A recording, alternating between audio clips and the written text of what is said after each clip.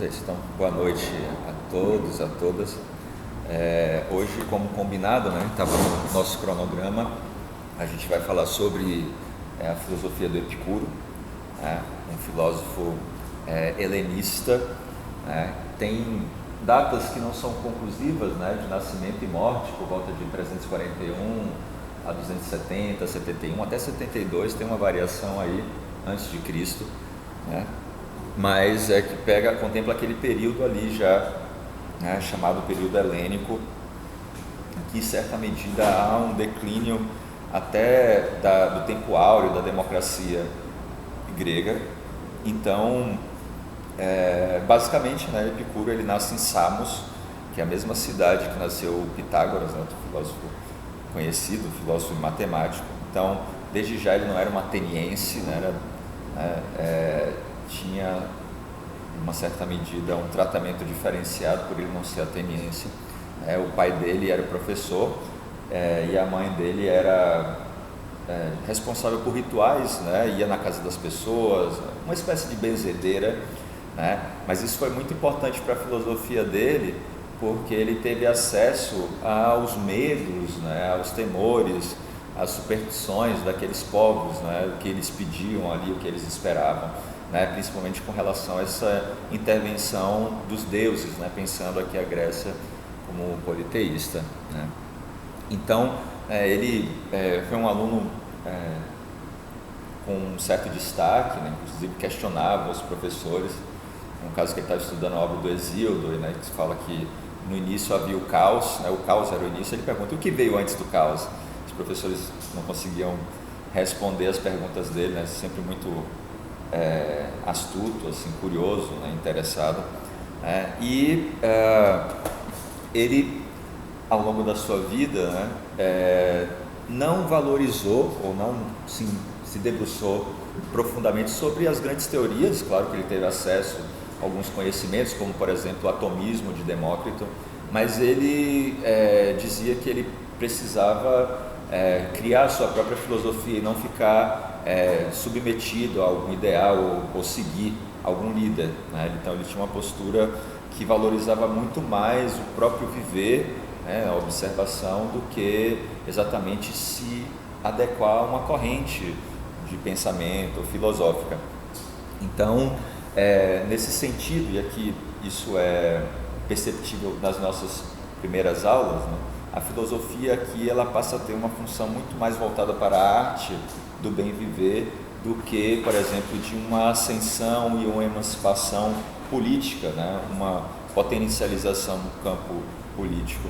A gente vai perceber que, em grande medida, muitos desses filósofos trouxeram uma outra dimensão, né, a dimensão, né, de fazer da vida, né, algo de mais belo, né, de cuidar de si, de se autoconhecer, de trabalhar as suas questões, as suas virtudes, os seus valores, né. E no caso do Epicuro não é diferente. O Epicuro, ele, depois de um tempo, ele tentou fundar 2 escolas, mas depois de um tempo ele recebe de presente de 2 discípulos dele, né, um terreno que era um jardim, uma casa com edificação, e esse local ficou famoso como, né, o Jardim de Epicuro, que era no subúrbio de Atenas, né. E é engraçado porque na história da filosofia a gente tem sempre uma relação, né, de filósofos com uma academia, no caso do Platão, com o Liceu, no caso do Aristóteles, o Pórtico, né, dos estoicos, não, por aí vai, né, que basicamente consiste no quê? Numa afinidade intelectual, né, basicamente pautado no segmento de uma doutrina, uma lei de uma teoria, na verdade, de um líder ou de alguns líderes, né, e em cada caso existiam alguns critérios. Por exemplo, a academia de Platão, você tinha que saber geometria para poder entrar na academia de Platão. No caso do Epicuro, tem algo que é inaugural, que é inovador, é que não havia pré-requisito, digamos assim, para entrar, né? Que é a mesma ideia, a proposta dos meus cursos, eu acho que filosofia não requer pré-requisito. E no caso dele, ele aceitava estrangeiros, mulheres, né, grupos que não eram bem aceitos, digamos assim, em outras escolas. Então há uma horizontalidade já no jardim de Epicuro, né? Ele aceita quem tiver interesse, né? Essa filosofia ela é exercida principalmente ali, né, ensinada, discutida num local específico, o que também vai de encontro a como os filósofos se expressavam na Grécia Antiga, que era na verdade nas ágoras, que eram aqueles, né, teatros ou praças a céu aberto, né, onde uma espécie de grande mercado, enfim, onde as pessoas discutiam as mais diversas questões. No caso do epicurismo ele não fazia isso, né, não tinha esse objetivo. A discussão maior não era falar para quem estava com pressa, correndo na rua. A questão dele era assim: quem tivesse interesse iria para o jardim, né, do Epicuro, estudar epicurismo.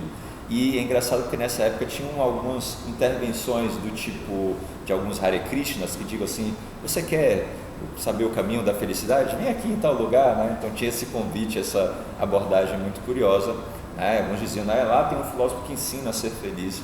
Então era uma postura muito diferente, eles não estavam preocupados com visibilidade, né? Como se tinha na Ágora, né? Que é uma questão, né, de visibilidade, importância, reconhecimento. Eles estavam muito mais preocupados com a descrição, né, ali dentro do jardim. E como a gente vem discutindo aqui ao longo desses encontros, e isso vai ficar mais intenso, né, em alguns outros, né, principalmente nos próximos, que é umas 2 semanas principalmente, que é com relação às acusações que os filósofos sofrem. E essas acusações, elas têm a ver com... Depois a questão do jardim eu vou voltar depois, que eu vou falar de amizade. Tudo que eu vou falar aqui está envolvido com o jardim, né? Por exemplo, o jardim tem... O que é o jardim? Um espaço aberto. Antes da gente entrar nas acusações, né? Isso é importante falar. O jardim é um espaço aberto, horizontal, onde você pode comer, você pode tomar sol, você pode conversar com os amigos. Então existe uma espécie de cultivo de si. Como no jardim você cultiva e busca colher frutos, né, através de exercícios que eram práticas, né, desses filósofos helenísticos, né, da prática de si, do cuidado de si, do exercício de si. No jardim isso também ocorria, né, e a gente vai sempre retornar ao jardim, inclusive fechando com a ideia da amizade. Mas é importante a gente falar, porque nem todo mundo tem um jardim para poder, né, aproveitar dessa forma, que seria muito bom, né? Nem todo mundo, algumas pessoas sim, mas é importante a gente pontuar que à medida que a gente vai escolhendo fazer coisas diferentes do que a maioria faz, pensar de maneira diferente, fazer colocações diferentes, cedo ou tarde você vai ser acusado de alguma forma. Como Nietzsche dizia, né? Quando você toma uma decisão, alguém vai tentar te tirar desse caminho, né? Se aquilo inclusive for do incômodo, né, do sistema, do status quo, do estabelecido, da ordem vigente. Então é de se esperar, né, daquelas pessoas, que pode ser qualquer pessoa, que busque investir numa vida diferenciada, diferente, né, singular, acusações virão. E não foi diferente com o próprio Epicuro, né? As acusações, elas partem de um princípio de verossimilhança. Parece, mas não é. Então você pega uma coisa como uma caricatura, que você aumenta a orelha de alguém, aumenta o nariz, você pega alguma coisa, exagera e distorce para pegar aquilo que é potência, que é algo riquíssimo, e transformar em algo imoral, algo equivocado, enfim, que foge ao que seria o correto, o virtuoso. Então, acusações virão, né, para aquelas pessoas que desejam fazer, né, da vida, né, uma prática filosófica. E fazer a vida uma prática filosófica é reaprender a olhar o mundo, reaprender a viver no mundo. Isso inevitavelmente vai incomodar, porque o pensamento filosófico, ele vai de encontro, como eu disse antes, à ordem vigente, né? Ele é disruptivo, ele é subversivo, ele é pautado numa resistência, né, a determinados modelos, né, e principalmente modelos hegemônicos, do tipo da unanimidade, né?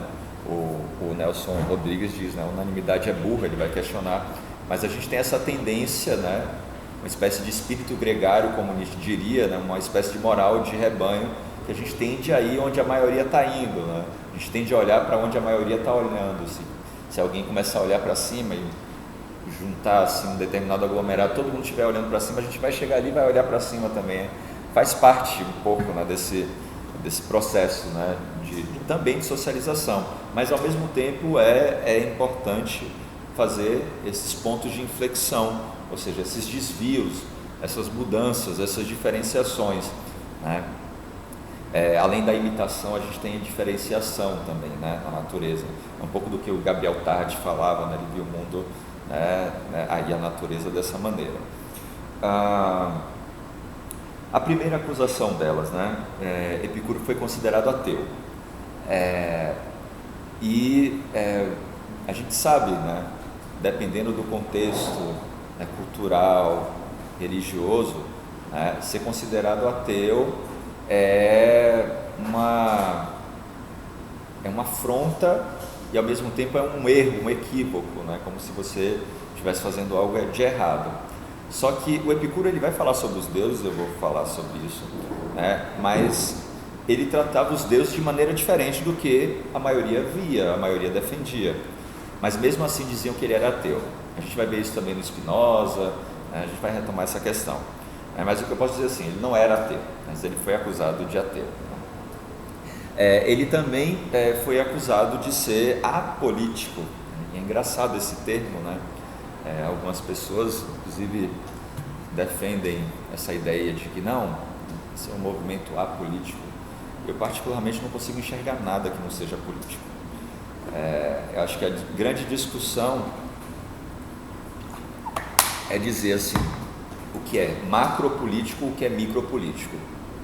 O macropolítico é como a gente conhece a política no geral. O micropolítico ele toca nos afetos, no desejo, no inconsciente. E nas relações, a gente vai falar de política aqui enquanto relação de força. A gente pode ter relações de força que não necessariamente são de briga, de bater no outro, não necessariamente, mas são relações de força em todos os tipos de convívio, né? Das relações afetivas, na família, relações amorosas, no trabalho, tudo implica numa espécie de micropolítica. Mas esse é um outro assunto que a gente vai retomar lá para o final do curso. Mas, de qualquer maneira, ele foi acusado de apolítico. Mas por quê? Porque o próprio Epicuro e os seus discípulos, eles não estavam preocupados em, digamos assim, ensinar, orientar governantes. A gente tem, por exemplo, a República do Platão, que fala sobre, né, uma proposta, né, de uma cidade ideal. O Aristóteles, ele teve, né, foi digamos assim, uma espécie de preceptor do próprio Alexandre o Grande. Os estoicos também, né, estiveram envolvidos também com governantes, com tiranos inclusive, né, e muitos deles também tiveram no poder, Marco Aurélio, né, Alexandre também. Então, que a gente vai ver, os estoicos serão, né, o tema da nossa próxima aula. Então, todos esses filósofos aqui da Grécia, principalmente, eles tinham alguma vinculação com os poderes estabelecidos, né, com os governantes. E os epicuristas não, eles não abriam mão da autonomia deles, eles não queriam participar desse tipo de relação.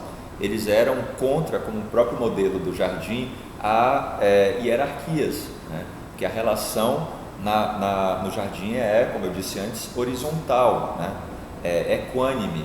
E ele dizia que a política, na maioria dos casos, ela traz infortúnios, ela traz perturbação, sofrimento, muito embora ele não fosse plenamente contra a participação, inclusive, de alguns discípulos dele, né? Ele não era contra, tipo, não participe, se for o caso, participe, mas o máximo que você puder fazer para evitar de estar na polis, na cidade-estado grega, defendendo os seus argumentos através da retórica ou da dialética, enfim, a gente já vai falar, fazem com que em um determinado momento você possa fazer isso, mas se você puder evitar, que assim o faça, naquele modelo, tá?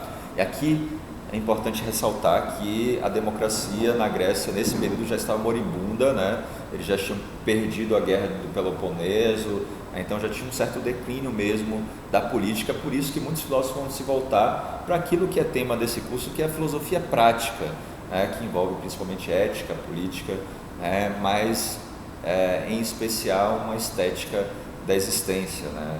Isso que é fazer da vida uma bela obra de arte.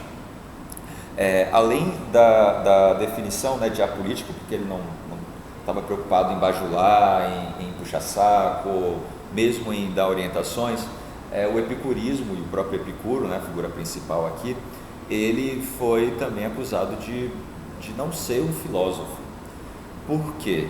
Porque ele não considerava a tradição, né? Ele não estava preocupado com a dialética como, né, platônica, ele não estava preocupado com a lógica, né, que o próprio Aristóteles coloca, né, saber especulativo, né?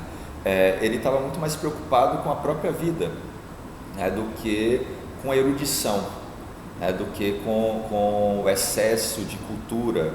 Ele dizia, em linhas gerais, isso é regra para todos os filósofos que a gente está estudando, até agora principalmente, que adianta você ter conhecimento, erudição, cultura, se você não vive aquilo? Esse é um ponto básico, né, dessa relação, dessa harmonia entre o pensamento e a ação, né, que a gente falou também com o Diógenes, né? Então, para o Epicuro era muito mais importante você viver, né? Essa arte do bem viver, do observar, do experimentar e do cultivar a vida era mais importante. Então, por conta disso, os epicuristas eles foram massacrados assim, pelos neoplatônicos, pelos estoicos, né? Tinha uma rixa muito grande entre eles também, né? E depois no cristianismo também, né? Eles vão ser acusados erroneamente de várias coisas, né? E principalmente como hedonistas, que eles eram na verdade. O que é o hedonismo? Hedonismo significa, hedonismo com H, né? Significa alcançar a felicidade através dos prazeres. Isso não é novidade na Grécia nesse momento. Existia uma escola socrática menor chamada Cirenaica, que eles defendiam isso, né? Que você alcança a felicidade através dos prazeres, mas eles aqui em especial buscavam esse prazer que é da comida, da bebida, em fartura, em excesso, do sexo, né? Era basicamente esses prazeres em movimento, esses prazeres corporais que eram buscados. Então, os epicuristas eles foram acusados disso também, mas a gente vai ver logo mais que é um erro, né? Uma acusação errada, errônea, e mesmo defendendo os prazeres, aqui tem uma certa qualificação dos prazeres, que é importante ressaltar. Mas então, né, o que ele propõe, né? Qual é a questão mesmo da filosofia epicurista? Ele vai dizer, curar a alma. Como a medicina tem a função de curar o corpo, né, a filosofia, segundo ele, tem essa função. Então aqui é uma função, né, tem um certo utilitarismo mesmo, né, uma função de curar a alma. Para isso existem uma proposta que ele fez de 4 remédios, que eu vou falar sobre eles. Mas antes de falar dos 4 remédios, eu queria falar um pouco da questão da felicidade, da própria filosofia e talvez até do próprio movimento de vocês estarem aqui, né? O Epicuro, ele afirma que não é nem cedo nem tarde para filosofar, né? Bem como também não é nem cedo nem tarde para ser feliz, né? Então, para alguém que diz, não, eu estou muito velho para estudar, ou eu estou muito novo para estudar, a pergunta é, mas você está novo ou muito velho para ser feliz? Né? Cabe a mesma questão. Muito embora, e a gente vai discutir isso mais a fundo, a gente pode ser feliz sem a filosofia, né? Mas aqui, imagina só, né? Se a gente só pudesse ser feliz com a filosofia, né? A gente ia estar num problema enorme, né? Não quer dizer que ela não tenha a sua importância, né? Haja vista o contexto, né, que a gente está vivendo, né? Então, a filosofia do Epicuro, ela tenta dar conta de um estado afetivo da humanidade que acontecia, né, no século 4, 3, 2, por aí em diante, até o século XXI, exatamente hoje, que consiste em almas perturbadas, pessoas que têm dores na alma, angústias profundas, né? A gente falou na primeira aula sobre ansiedade, depressão, né? Enfim, vazio existencial, ressentimento, seja lá o que for, né? A filosofia dele está preocupada em lidar com esses males, né? Com essas dores invisíveis, que são as dores da alma, né? As angústias que nos acometem. E nesse sentido, o Epicuro ele é muito atual, né? Como todos os filósofos aqui que a gente está estudando. Isso, imagino que seja claro para vocês que não existe uma sequência de importância na filosofia. Um filósofo do século XX é mais importante do que um filósofo do século XVII. Isso não existe na filosofia. A filosofia tem algo que é de extemporâneo e sempre atual, ela pode sempre se atualizar. Extemporânea é como se estivesse fora da história de alguma forma, mas que também traz, né, uma diferença, traz uma ruptura, mesmo num contexto, né, desse termo, por exemplo, do Nietzsche no século XIX, ele traz coisas ali que são, que até então não tinham sido pensadas mesmo. Boa noite, Ricardo, tudo bom? E aí, João, tudo bem? A lista, eu acho que está passando aí. Tá.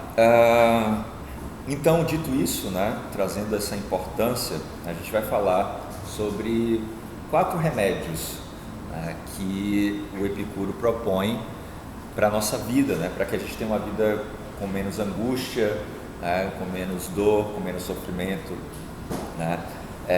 E aí ele parte, primeiro, né, seria a ideia de não temer os deuses.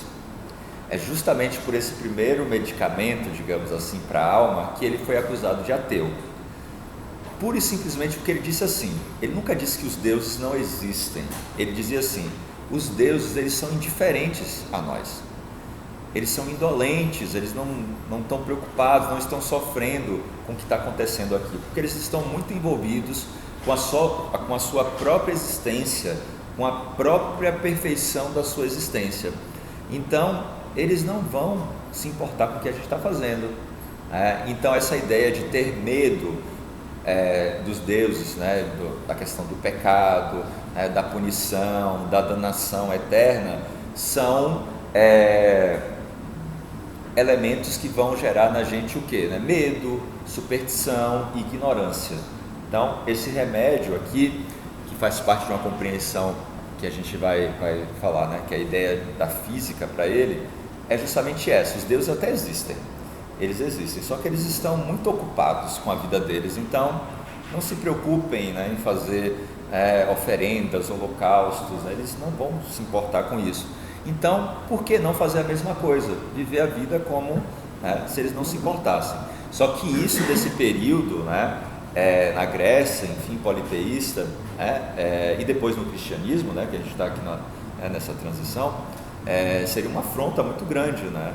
Então, se você não se adequa a um Deus estabelecido, um padrão divino, necessariamente você é acusado de ateu.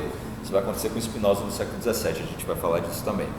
Então, ele não era ateu, né? Ele dizia, ele e um discípulo dele muito famoso chamado Lucrécio, ele, romano, né, filósofo, poeta romano, ele também, né, ambos diziam que os deuses existem sim, só que eles não estão, né, muito preocupados com o que a gente está fazendo ou deixa de fazer. Então, por que ficar com medo dos deuses? E muitas das nossas ações, muitos dos nossos sofrimentos, das nossas angústias, elas são derivadas desse medo da divindade. E aqui a gente pode pegar qualquer concepção, né, divina, tem um contexto dele, mas a gente pode desdobrar. Então, esse é o primeiro remédio, e ele vai dizer assim, existe uma realidade, né? Essa realidade, ela não veio do nada, ele diz que nada pode vir do nada, como, né, no Gênesis tem lá, né, ex nihilo, né, que do nada o mundo foi criado, ele vai dizer, nada vem do nada, e todas as coisas, elas são compostas de átomos e vazio. Ele vai dizer que essa é a realidade, isso que existe, basicamente isso, né? Então, os deuses, eles têm uma composição atômica diferente da nossa. Inclusive ele vai falar da alma também, né, que eles são átomos mais sutis e tal, mas ele vai defender essa ideia de que é exatamente isso que existe, uma espécie de materialismo mesmo, né, que depois vai influenciar o Marx. O Marx vai escrever uma obra que ele faz a relação, se não me engano, do Demócrito, do Lucrécio, enfim, ele tinha um profundo conhecimento também desses assuntos. Então, a primeira coisa é essa, do ponto de vista, né, da concepção divina, que é de perfeição. Então, por que os deuses vão estar preocupados em criar o mundo, em governar o mundo, em legislar, em julgar quem vai ser salvo, quem vai ser perdido? Eles estão preocupados com a sua própria natureza, vivendo a sua própria vida, que é de perfeição. E o máximo que a gente pode fazer, além de ser indiferente, bem como eles são com a gente, é de tentar também ser parecido com os deuses. Como Nietzsche diz, né? Se Deus existir, como não desejar sê-lo? Se Deus realmente existe, como não querer ser como Deus, né?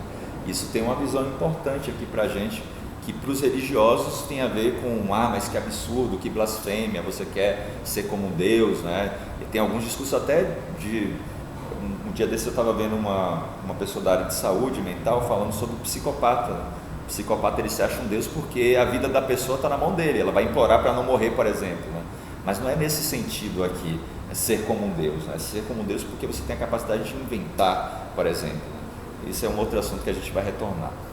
Mas aqui, em linhas gerais, eu não sei se ficou claro para vocês, a ideia é basicamente essa: se Deus ou os deuses, eles são perfeitos, por que eles vão se envolver com questões imperfeitas, com dores, né, com angústias, com sofrimentos? Eles estão muito ocupados, né, com a vida deles e tal.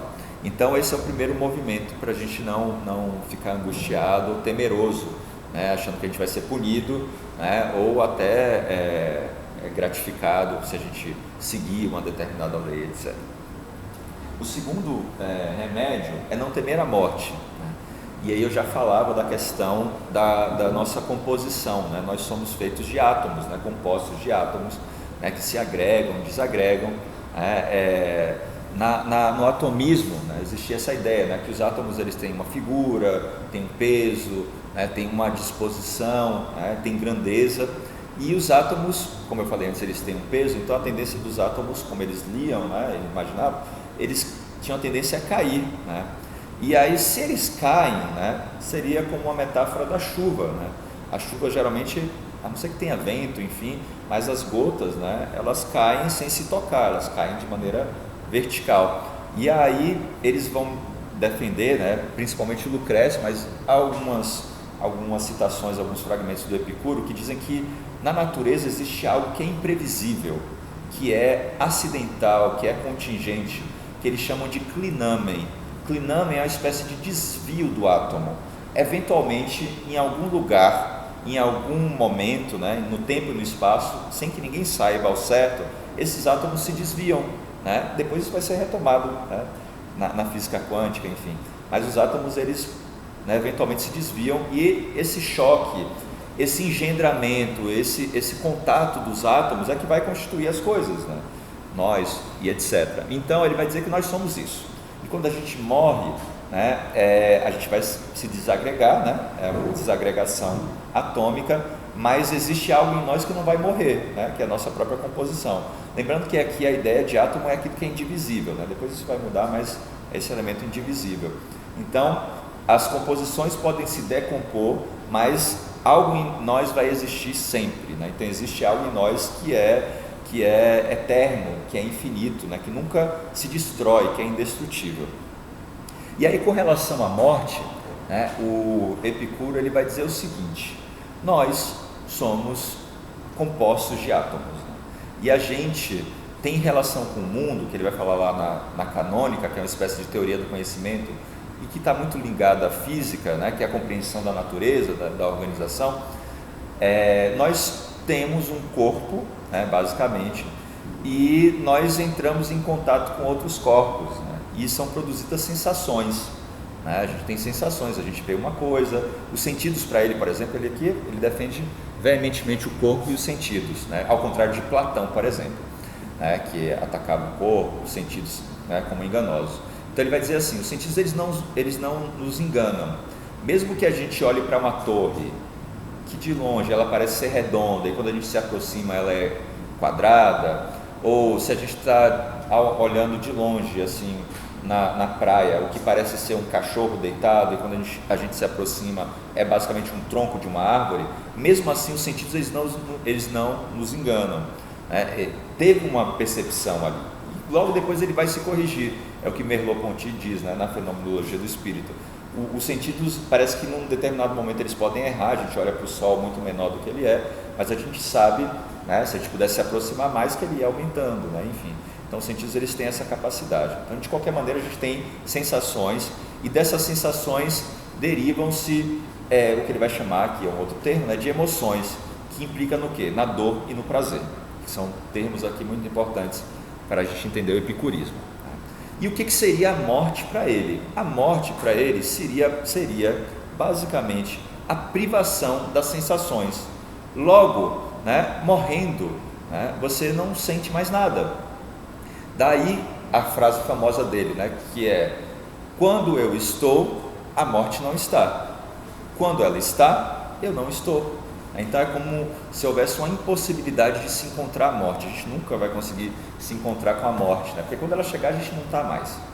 E ele vai dizer que inclusive a alma, ela também se desagrega, né? Ele vai dizer que a alma é corpo, são átomos, mas com uma outra sutileza, são mais sutis, mas a própria alma também é composta de átomos e vazios, né? E é toda essa organização, né? Átomos e vácuo e tal, que vão constituir a nossa realidade. Então para ele o medo da morte é que é o problema. A morte não é um problema, a gente sofre por antecipação, o que nos causa sofrimento, angústia, perturbação, dor, dor da alma, é justamente aquilo que a gente não está vivendo, a gente fala, nossa, se eu morrer, o que vai acontecer, o que eu vou perder e tal, e a gente vai se angustiando por aquilo que nem aconteceu ainda. Então, ele vai dizer que um dos grandes causadores, um dos grandes elementos que causam dor, sofrimento para a humanidade o medo da finitude, o medo da mortalidade.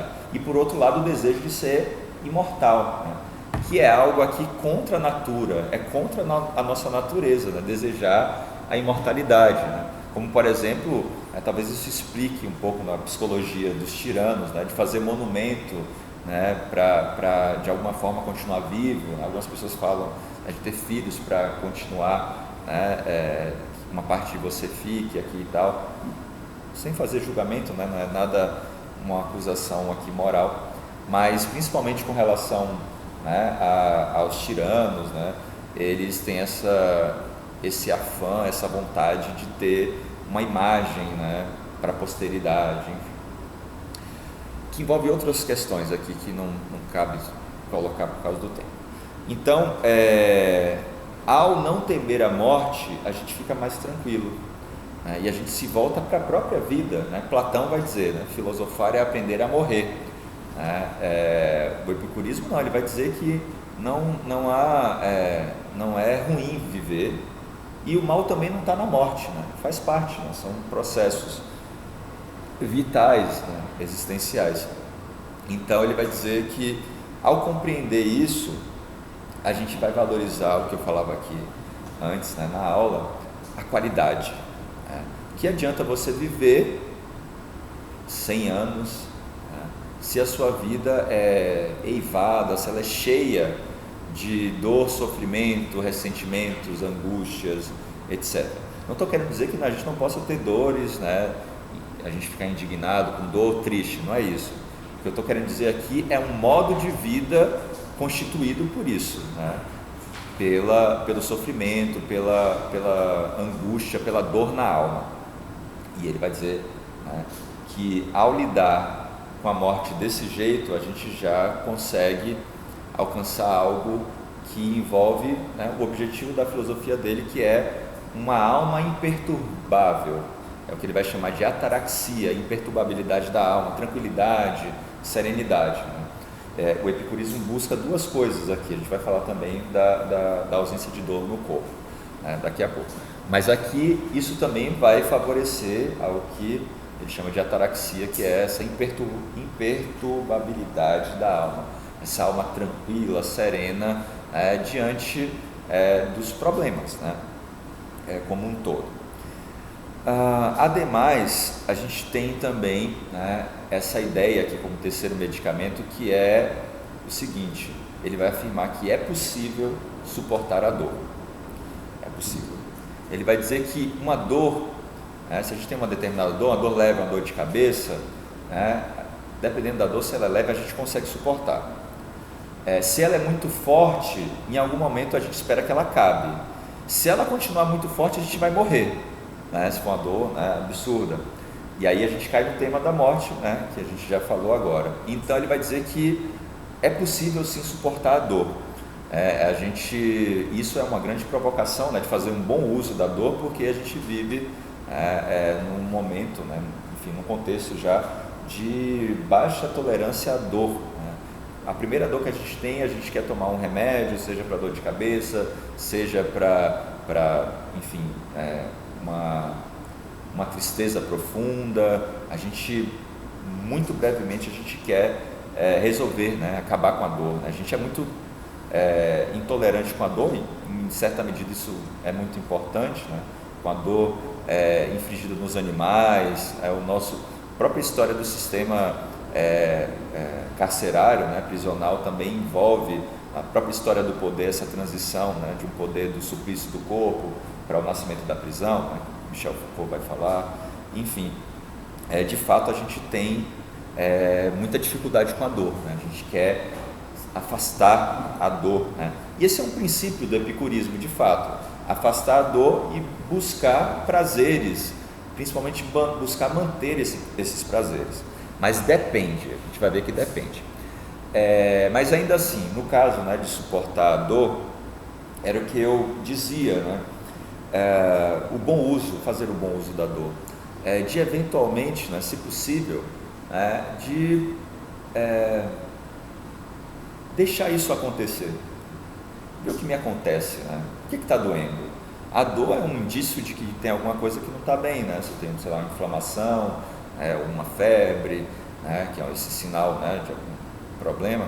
Mas assim, o que está acontecendo? Porque no geral a gente, né, de maneira muito apressada, a gente tenta resolver rápido, né, entre aspas, esse problema, né, tenta acabar com a dor muito rápido. A gente não consegue fazer essa dor durar na gente, no sentido de poder elaborar também e compreender de onde vem essa dor, né? A gente não está falando só de dores do corpo aqui, né, mas dores da alma também. É claro que em algumas situações, de fato, a gente precisa da intervenção medicamentosa, né, dos remédios, né, dos psicofármacos, mas ao mesmo tempo a gente sabe que existe toda como é que eu posso dizer? Um apelo mercadológico, né, para a venda desses psicofármacos, né? Há uma indústria para isso, uma indústria para ansiedade, para depressão, enfim, né? É uma indústria, né, farmacêutica aqui voltada para o lucro, né, a partir dessas dores da alma, aqui no caso. E além disso, ele vai dizer assim: bom, eu estou sentindo dor agora, mas a gente pode fazer um certo tipo de exercício, de exame, que é o seguinte: eu posso me lembrar dos momentos que eu não tive dor, né? Quando você está sentindo dor, tipo, antes eu não sentia dor, e também você ter esperança que essa dor passe, né? Então, mesmo no momento de dor, você tem que ter essa memória e tem que ter essa projeção também de dizer: não, essa dor, eu espero que ela acabe. Então você pensa também, né, no que há de positivo ali, né? Mas de qualquer maneira, eu acho que esse é um assunto denso, né, de fazer um bom uso da dor, porque no geral a gente sempre faz um mau uso, acusa: não, estou sentindo essa dor, eu tive um câncer, eu tive, sei lá, um AVC, porque Deus quis, porque eu não fiz isso. E aí você começa a criar superstições, né, traços de ignorância, de medo, enfim, e acabam explicando a natureza, né, e a vida de uma maneira inadequada, incorreta. Então ele vai dizer, né, dessa importância que começa lá desde a física, né, que pega esses dois princípios, que é, né, de não temer os deuses e não temer a morte, para a gente compreender a própria vida e a ética. A gente está falando da ética aqui, que para o Epicuro tem a ver com essa capacidade de medir, né, as dores e os prazeres, né, e aquelas dores, né, que são suportáveis ou não, e os prazeres que valem a pena ou não. Esse é um ponto também importante que a gente vai falar também. Até agora está tranquilo? Se eu utilizar alguma expressão, que às vezes eu me empolgo, que não seja do conhecimento de vocês, fiquem à vontade para perguntar. Mas está acessível, tá indo bem para acompanhar? Tá, eu queria falar um pouco mais da dor ainda, porque a gente passa muito rápido, né, pela dor. Acho que a gente tem que sustentar um pouco, inclusive na aula.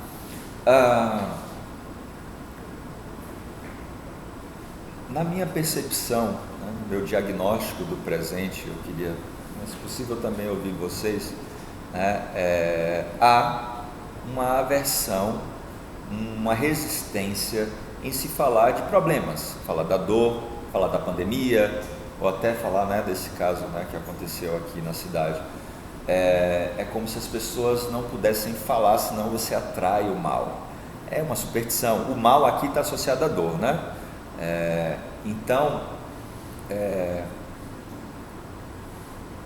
há um desdobramento aí que implica num dispositivo de poder que faz com que a gente realmente não aceite determinadas dores, porque são nos dado, né, nos é dado compensações.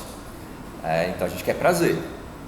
A dor, ela é ruim, e de fato, no geral, ela é um mal, né?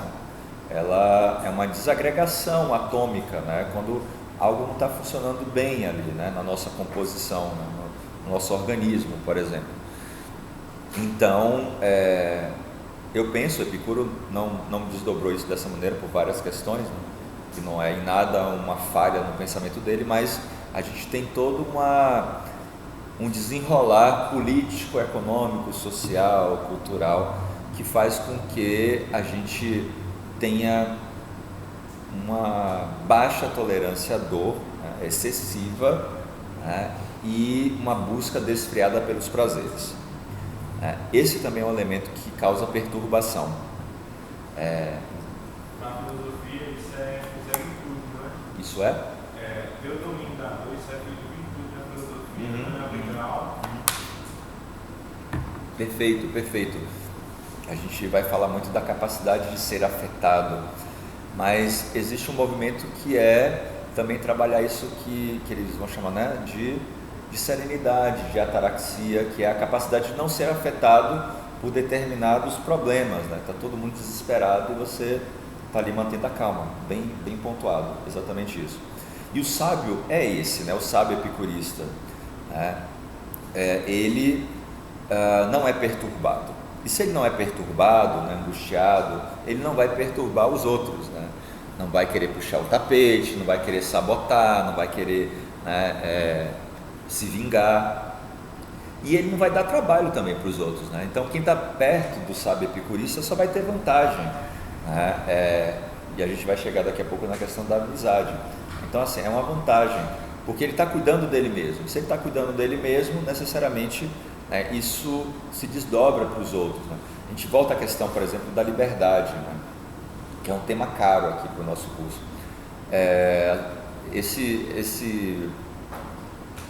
Essa proposição do direito positivista, né, a minha liberdade termina onde começa a do outro, né, é uma posição extremamente reducionista, para não dizer também moralista, e por aí vai, né? Porque se eu estou mais livre, né, isso vai contagiar, isso só vai aumentar a liberdade alheia, né? Não é que a minha liberdade termina onde começa a do outro. Claro que tem alguns exemplos, sim. A gente for falar, por exemplo, de propriedade privada, né? O John Locke vai falar sobre isso, né?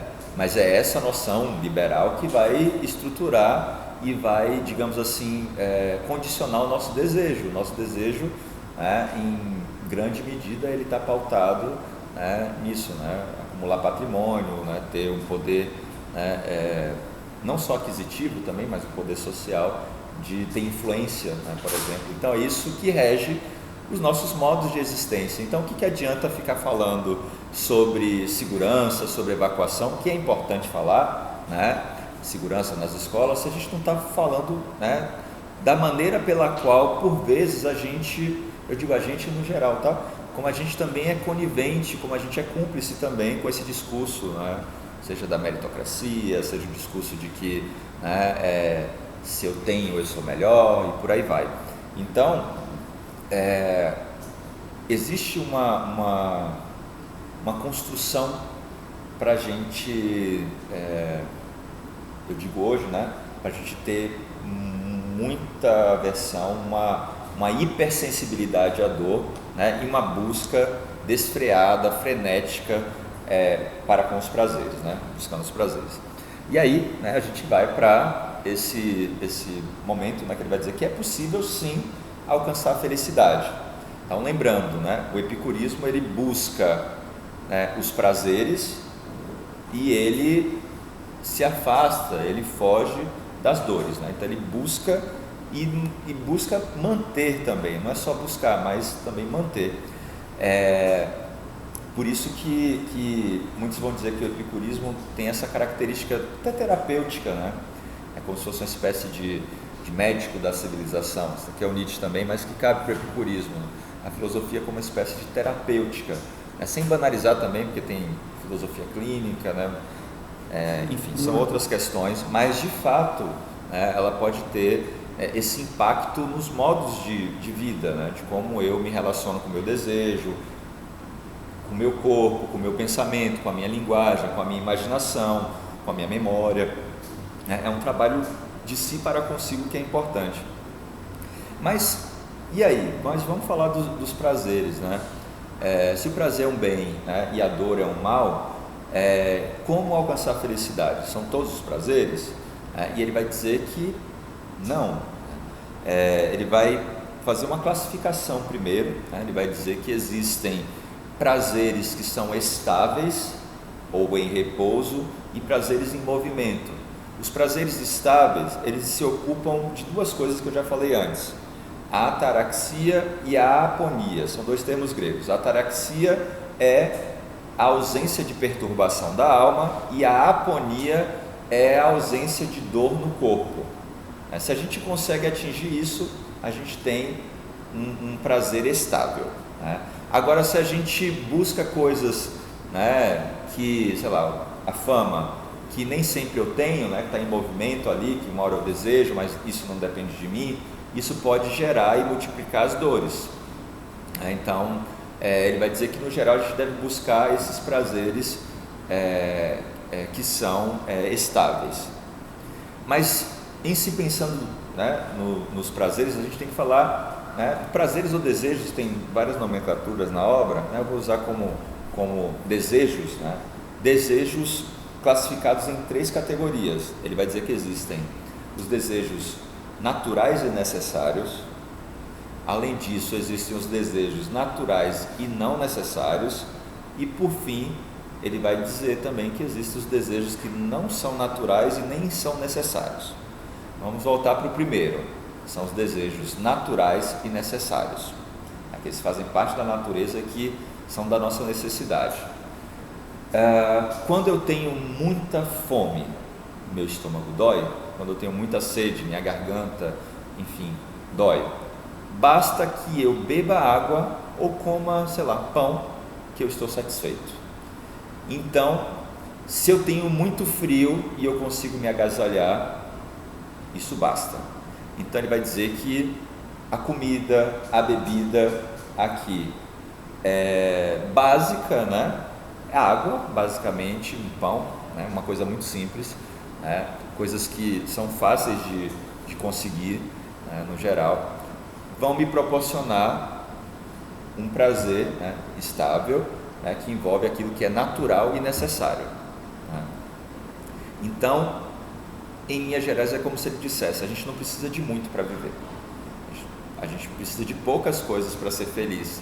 Nesse sentido, porque a infelicidade, o infortúnio, o sofrimento, a dor, né, vem daí, né? Por exemplo, tenho muita fome e eu estou sentindo dor.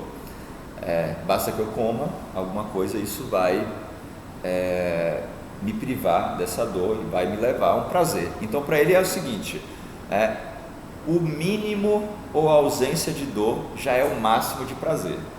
Se ele diz isso, ele já se destaca, ele, né, sai desse grupo dos hedonistas, dos licenciosos, dos libertinos, que querem, né, os melhores perfumes, né, comer do bom e do melhor, peixes, né, como tinha na Grécia, né, sexo, né, de maneira desmesurada. Então aqui já aponta que há uma disciplina nesse hedonismo epicurista, né? Não é qualquer tipo de prazer, que eu vou chegar ainda nisso. Então, coisas simples, frugais, que era o que eles comiam né, no jardim ali, né, conversando com um amigo e tal, né, debaixo de uma árvore, coisas simples, né, que não envolvem necessariamente ou o tempo inteiro valores econômicos, como a gente falou anteriormente. Então, é possível buscar o prazer porque a natureza nos proporciona isso, né? Algo para comer, algo para beber. Só que também existem, né, outros tipos de prazer, né? E o segundo aqui no caso é um prazer que é natural, mas não necessário, que implica, e aqui pode envolver o sábio, né, epicurista, numa variação dos prazeres. Por exemplo, eu preciso beber água, né? Mas vamos supor que hoje eu esteja a fim de tomar um vinho. Então, eventualmente, você pode, né, o próprio Epicuro, né, em algumas situações, alguém, vamos fazer uma festa, trazia queijo e vinho, para ele fechou. Tipo assim, beleza, tá bom, tá ótimo. Mas isso não era uma constante, né? Era algo extraordinário. Eventualmente, eu posso sim desejar uma qualidade desse prazer. Porque, assim, de fato, o que é a fome, né? É a ausência, né, de comida. Então eu comi um pão, vai saciar a minha fome? Vai, não vai? Dependendo da quantidade você pode comer, saciou. Mas nesse caso aqui, né, desse prazer que é natural, ou seja, eu tenho fome, eu posso comer, né, e eventualmente comer algo mais refinado, né, mas que não é necessário, porque eu posso matar a fome com uma comida muito simples, né. No caso vamos pegar da alimentação, vamos supor que eu quero comer um risoto super elaborado, frutos do mar, com isso, com aquilo, sei lá o que, né? E geralmente nos restaurantes, né, como é que eu posso dizer, nos restaurantes mais, me ajudem a usar um termo, mais caros, enfim, né, com um cuidado maior, enfim, na preparação, etc., geralmente, né, a quantidade é muito pequena. Então você vai para um lugar, mas você está morrendo de fome, você passou a tarde toda no trabalho, né, sem conseguir comer, sem ter tempo, você vai querer jantar, aí vem uma porçãozinha assim, que não vai matar a sua fome, né? Então, assim, tem a questão do paladar, né, da qualidade, das notas do vinho, seja lá do que for, que é válido, né, eventualmente é válido. O problema é quando a gente se torna escravo dessa variação dos prazeres, quando a gente quer isso o tempo inteiro, porque isso não é necessário. Eu posso matar minha sede com água, eu posso viver a minha vida toda bebendo água, eu não vou morrer por isso, eu vou manter a vida, eu vou estar vivo, né? Então, tomar um vinho, ou um whisky, sei lá de quantos R$1.000, não é necessário. Então, o que fazer nesse caso, né? Porque a gente disse aqui que eu estou dizendo com outras palavras que um prazer pode gerar e multiplicar dores, angústias. Por exemplo, vamos supor que eu queira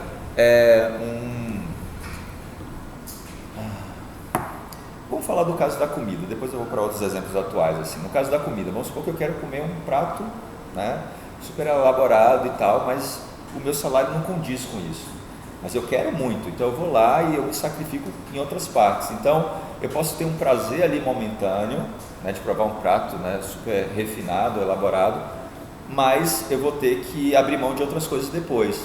eu vou ter que, né, não vou poder comprar a camisa que eu estava precisando, eu vou ter que, enfim, fazer hora extra, sei lá o que, né? Ou a gente pode tomar exemplos mais próximos, né? Se eu quero, sei lá, um iPhone, eu nem sei quanto custa um iPhone, qual é o mais atual, 10, 20, 30, não sei qual é, onde está agora, e aí vamos supor que, sei lá, não sei quanto ele custa, sei lá, 10 mil, não sei, e eu ganho 2 mil reais, e aí, mas eu preciso ter isso, eu quero ter, eu acho que eu preciso, né? E aí eu compro, parcelo em 3 encarnações, porque numa vida não vai dar, e aí me endivido todo, e isso vai me gerar outros sofrimentos, né? outras dores, eu não vou poder fazer coisas básicas porque eu estou endividado, né? Então é um prazer que gera um mal maior, né? Que gera uma dor maior. Da mesma forma, existem dores, né? O Epicuro vai dizer, né? Buscar o prazer, né? O prazer é um bem, e fugir da dor, mas existem dores que, dependendo do caso, elas podem trazer um bem, um prazer maior, né? Tem uma frase famosa que a gente vai revisitar, né, do Nietzsche, que é: o que não me mata fortalece, que não é em absoluto uma apologia à dor. Depois a gente pode voltar a isso, porque tem muitos mal entendidos, né? Mas a gente sabe, todo mundo aqui sabe que em determinadas situações da nossa vida, né, eventos, né, difíceis, dolorosos, né, de sofrimento, de angústia, depois que eles passarem, a gente fez um bom uso da dor, né, do sofrimento, a gente fica mais forte, a gente aprende, a gente sabe lidar melhor, né, a gente fica mais rápido, a gente fica mais atento, a gente consegue elaborar melhor.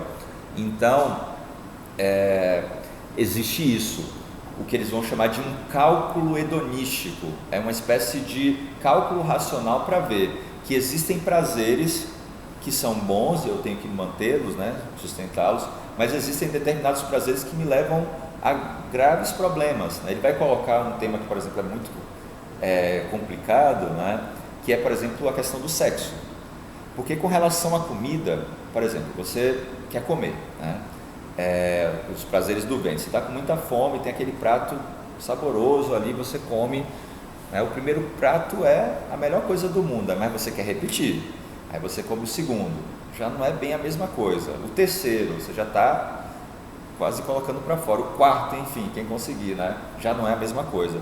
Por quê? Porque a gente não precisava de tanta comida assim, mas está muito gostoso, eu preciso comer mais, né? A questão da gula, são os prazeres do ventre, né? Mas com relação ao sexo, não, o sexo não tem limite, dependendo do caso, né? No caso de parafilia, né, ninfomania, tipo, a pessoa tem uma compulsão, né, por prática sexual, e não é como encher a barriga, né, como os prazeres do ventre, você come, enche, você não consegue mais colocar nada, até porque se você comer mais, você vomita. No caso do sexo é diferente. Então ele vai dizer que nesse caso o sexo produz um prazer, né, sensorial, óbvio, mas dependendo da situação é preferível negar um prazer. Se ele for, por exemplo, gerar ciúme, ódio, ressentimento, inveja, né, todas essas questões, né, que podem acontecer, né, passionais, enfim, então é preferível, para você manter esse controle, essa disciplina, né, de se negar alguns prazeres, né, coisa que os cirenaicos não faziam, né, eles não tinham esse cálculo, esse limite, né, dos prazeres, dos afetos, né, existe uma prudência, o sábio, ele é prudente, né, ele não vai buscar de maneira desmedida, né, um deslimite, os prazeres, ele vai avaliar o que me convém e o que não me convém, é aquilo que vai continuar gerando prazeres e aquilo que não vai, porque segundo ele, existem sim, em alguns casos, prazeres, né, naturais, mas não necessários, que podem me levar ao sofrimento, então é preferível negar. Mas existem outras coisas, né, que são naturais, mas não necessárias, que ele vai colocar, por exemplo, como a música, como a arte, né, como a própria amizade, né, que são prazeres também. Então ele vai qualificar aqui, né, a liberdade, a autossuficiência, a capacidade de refletir, né, de viver, de compreender a natureza, de viver conforme a natureza. Tudo isso faz com que a gente alcance uma felicidade. Então, para ele, isso é prazer. É prazer entender algo, né? É prazer ter mais autonomia, ter mais liberdade, autossuficiência, né? Que ele vai chamar de autarquia, né, de o governo de si, né? Então isso é prazeroso, né? Claro que ele vai falar dos prazeres, né, do corpo, mas existem esses outros prazeres aí, esses outros prazeres que são prazeres qualificados. Então ele está qualificando os prazeres, né? Então nesse sentido ele é sim hedonista, ele alcança a felicidade através do prazer, mas não de qualquer prazer, isso depende muito da ocasião, tá? Então aqui a gente tem, né, os prazeres naturais, mas não necessários. Se você fizer um bom uso disso, ótimo, né? O sábio ele vai eventualmente assim, hoje eu estou a fim de comer algo mais elaborado, de, né, tomar um suco de maracujá do mato, sei lá o que, não é só água, tudo bem, né? É mais elaborado, eu estou falando de suco, né? Está na natureza, então peguei pesado aqui, mas vamos supor, né, um whisky, um vinho, né? Enfim, eventualmente tudo bem, contanto que eu não seja escravo disso, né? Disso que não é necessário, que não depende, né, daquilo que vai me manter vivo, porque eu posso continuar vivo tomando água. Ok, por fim a gente tem os prazeres não naturais e não necessários. Esses ele vai dizer, corra, né, eles são perigosos, né, eles causam angústia, tormentos na alma. E aí basicamente ele vai dizer fama, honra, reconhecimento, poder, riqueza. Ele vai dizer que a riqueza, por exemplo, gera um grande problema para a gente, né? Um dia eu estava conversando com alguém sobre a questão, né, das pessoas que ganham na loteria, muitas delas acabam morrendo, né? Enfim, então a riqueza, dependendo do caso, ela vem quase que como, né, uma certa medida, como uma maldição, né? Falando de pessoas muito ricas. E no caso do Epicuro, a riqueza, isso daqui é muito legal, a riqueza não está em ter, né, em ter muitas coisas, né, bens, propriedades, patrimônios. A riqueza para ele está em não ser carente, ou melhor, em conseguir estar bem com aquilo que se tem, que não precisa ser muito. Então ele vai dizer assim, quem são os carentes, né? Os faltosos, que têm um desejo faltoso, são essas pessoas que querem sucesso, reconhecimento, poder, influência. Para ele isso é pobreza, né? Como eu dizia, né? Tem gente que é tão pobre que só tem dinheiro, ou para ficar melhor, tem gente que é tão pobre que só acha que precisa do dinheiro. E aí ele vai dizer que a riqueza, por outro lado, está nisso, em você se contentar com esses prazeres estáveis, né, com esse desejo que é, né, natural e necessário, e eventualmente o natural, mas não necessário, mas com todo esse cálculo, com toda essa medida hedonística, né, que faz com que eu não, a partir de um prazer, o multiplique, né, em dores, em sofrimentos, né, muito maiores do que o prazer. Então tem prazeres que não compensam, né? Basicamente isso. Então o sábio ele está, né, através da prudência, né, que é importante salientar, observando isso tudo, né? Tem uma citação do Epicuro que é muito curiosa, que ele diz assim, de uma certa forma há uma satisfação, isso é difícil, mas acho que a gente pode pensar isso junto.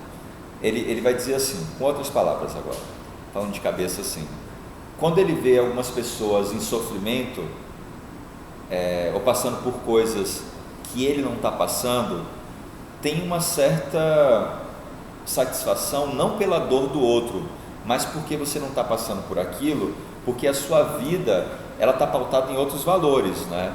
Então as pessoas, né, buscando aquilo que gera muito sofrimento, é muito difícil você manter esse estilo de vida, né, pautado na honra, né, nas riquezas, né, aqui no acúmulo e tal, porque para fazer essa manutenção você primeiro vai ficar paranoico, achando que as pessoas que se aproximam de você, né, estão ali próximas por interesse, que geralmente acontece, né, ou você às vezes vai ter que puxar saco, vai ter que bajular, vai ter que fazer coisas que nem sempre você quer fazer para ter poder, para ter reconhecimento, né? E o sábio né, epicurista, ele não quer isso, né? Por isso que ele vai viver lá no jardim dele, ele vai dizer, né, que o preferível é se esconder, ele vai dizer assim, viva a sua vida escondido, não que você está fazendo algo errado, é o que eu chamava aqui nas primeiras aulas de dever imperceptível. Você não é invisível, você está fazendo as suas coisas ali, você não precisa de holofote, você não precisa ir para a televisão, você não precisa ir para a ágora, né, falar ali na praça pública e tal, né, para ter felicidade, porque existia uma questão de poder, né, de importância para os políticos da Grécia Antiga de falar em público, né, de ter o poder da persuasão, de convencimento, né, de falar bem, né, como se dizia. Isso dava um status, né, você era admirado por isso. Os epicuristas não querem saber de nada disso, né, eles vão dizer que isso gera um trabalho enorme que é preferível negar. Não quero esse trabalho todo não, eu prefiro a minha autonomia, né, a minha autossuficiência do que ter que me submeter a essas coisas. Então aqui, importante, não é uma apologia à miséria, ele está dizendo que a gente precisa de coisas, né? A gente precisa de comida, a gente precisa de bebida, a gente precisa de uma habitação, a gente precisa de agasalho, para que a gente não tenha essas dores aqui, né? Falando da vida no sentido mais radical, né? Da vida, da sobrevivência, mas que a gente pode, através da sabedoria desse cálculo, né, ir buscando determinados prazeres. Tem uma certa discussão sobre isso, né? Porque para algumas pessoas a arte, por exemplo, ela é natural, né? Ou melhor, ela é necessária. Ele vai colocar aqui como se não fosse, né? Tem alguns estudiosos que vão dizer que, sei lá, a arte seria aquilo que não é natural, mas é necessário, seria uma quarta categoria, mas isso não está no Epicuro não, tá? Talvez ele coloque a arte como natural, e eu acho que é válido, dá para pensar, para quebrar com essa dualidade do natureza e cultura e tal, que a antropologia já vai fazer isso, a filosofia também no século XX, mas esse é um outro assunto, a gente pode retomar no último dia de aula que tem a ver. Mas o importante aqui é isso, né? Que o sábio ele consegue fazer essa medida, né? Ele não vai se contentar só como, por exemplo, Diógenes, né? Que o que tivesse ali para ele estava bom. Ele vai dizer, não tem problema nenhum se eu tiver, né, alguma coisa. Ele vai dizer que se por obra do acaso, né, da fortuna, um sábio epicurista ficar muito rico, ele ganha, sei lá, uma grande fortuna, ele diria que provavelmente essa pessoa vai doar, né? Vai ajudar as outras pessoas, né? Que tem tudo a ver com o nome, né? Etimologicamente Epicuro é aquele que auxilia, é aquele que ajuda, que é muito do papel dele mesmo, né? Da solidariedade, da humildade, do não orgulho, né? Esse orgulho centrado no eu e tal, o Epicuro ele representa de fato isso, né? E aí, pensando nesses prazeres, né? Porque isso também é prazer, ele vai chegar na própria amizade, que ele vai dizer que é o bem maior, né? É o melhor de tudo, né? Seria basicamente o quê? Que por afinidade, por semelhança, mas não só semelhança, mas por questões em comum, você busca, né, esses prazeres, né? Por exemplo, comer é muito bom, né? E além de ser necessário, né? A gente precisa comer, é natural e necessário, mas comer com uma boa companhia é muito melhor, né? Beber com uma boa companhia, muito melhor. Então a amizade é essa culminância, né? E ali no jardim isso, né, acontecia, né, de maneira frequente. Ele tinha, né, muitos discípulos e muitos próximos, né, quase que como um alter ego dele, muito parecido, aliás, com ele, que envolve nisso, né? São pessoas buscando a sabedoria em conjunto. A própria filosofia etimologicamente significa isso, né? O amor ou a amizade, a sabedoria, o saber, né? Tem a questão da amizade na própria filosofia, e aqui no caso, né, a amizade é um prazer, a amizade traz felicidade. Por quê? Porque é uma amizade qualificada também, não é nesse sentido do interesse, digamos assim, interesseiro, que eu só me aproximo de alguém porque essa pessoa tem dinheiro, porque ela tem influência, porque ela vai me dar um cargo, etc. Não, o sábio ele já tem uma autossuficiência, ele tem uma liberdade de pensamento, ele não precisa puxar saco, ele não precisa bajular os poderosos, né? Então ele tem essa autossuficiência, esse governo de si. Então ele não está procurando outro para completar um vazio existencial, né, ou para tirar proveito, né, de uma maneira parasitária, não recíproca, não mútua. Não, ali há uma mutualidade, né? São duas pessoas que estão exercitando, né, suas práticas de liberdade, de reflexão, de compreensão da natureza, etc., e que se conjugam aqui, né, no sentido de um encontro que só vai ampliar mesmo essa satisfação, essa alegria, né, esse prazer, né, portanto, essa felicidade. Então, aqui a gente chega, né, na culminância do que o Epicuro vai dizer, né, de uma vida feliz, né, uma vida feliz que não é a vida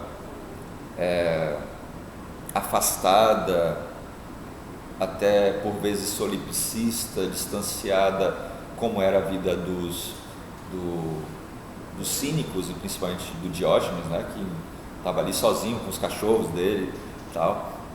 Não, ele está dizendo que há uma importância sim do convívio social, né, da comunidade, né? O próprio jardim é uma espécie de sociedade alternativa, né?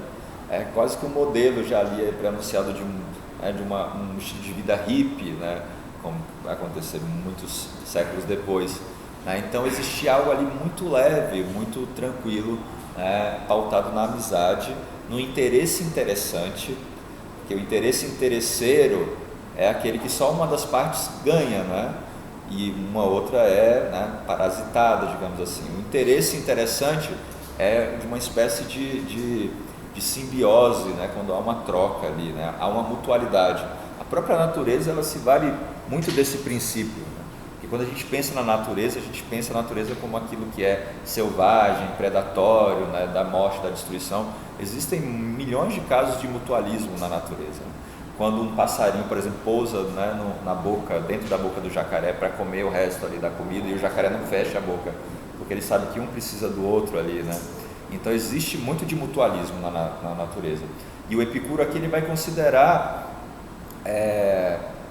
aquilo que é de mais genuíno na gente, inclusive valorizando até a própria ideia da criança, né? Aquela que tem essa relação com a natureza, né? Que não precisa ser muito erudita para poder ser feliz, né? Mas volto a dizer, né, a gente pode inclusive passar pela vida toda sem ouvir falar da filosofia e pode ser feliz e tal, mas aqui tem algo que chama a nossa atenção, né, que é de fato você estar se percebendo naquilo que é do seu desejo, do seu afeto, né? Será que essa vida que eu levo é uma vida que está me deixando tranquilo, me deixando sereno, né? Ou é uma vida que me gera perturbação, angústia, né? Incompletude, insuficiência, né? E o que a gente ouve aí, né, nos discursos, nas redes sociais, na clínica, é justamente isso, né? Essa condição de falta abissal, de angústia profunda, de perturbação constante, né? Sempre perturbado, angustiado com alguma coisa. Então, nesse sentido, o Epicuro vai dizer, a gente pode sim ter a felicidade, né, a partir desses prazeres, mas prazeres muito bem elaborados, muito bem pensados e, portanto, né, que precisam do que ele vai chamar, né, de prudência, phronesis no grego, que é essa capacidade, né, de medir, que eu não preciso ter prazer o tempo inteiro, e qualquer tipo de prazer, principalmente. Existe uma disciplina, uma medida, né, uma medida afetiva, uma espécie de cálculo racional, para dizer, não, esse prazer aqui vai me gerar um mal maior, né, e eu posso eventualmente suportar uma dor, né, porque lá na frente isso vai me causar um prazer, um bem maior. Então, não está dado isso, né? Isso cabe o quê? Experimentação e o cultivo, né? O jardim é basicamente isso, né? Você está experimentando e cultivando, né?